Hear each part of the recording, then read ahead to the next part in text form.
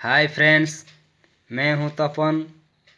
आज मैं बताने वाला हूं मिनी कैसियो में कैसे सरगम प्ले करते हैं।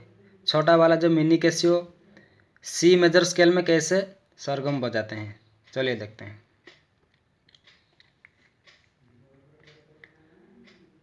पहला नोट सी।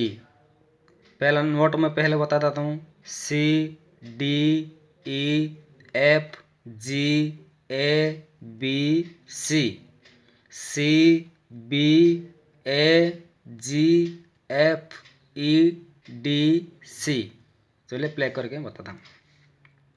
फिंगर कैसे लेना है आपको देखिए। सा रे गा मा पा धा नी सा नी धा पा मा गा रे सा। C D F G A B C B A G F E D C. 1 2 3 4 5 6 7 8 7 6 5 4 3 2 1।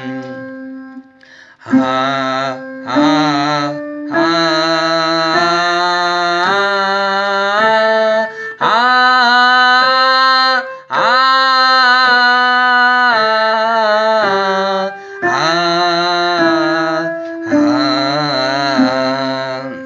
चलिए दूसरे साउंड में बताता हूँ।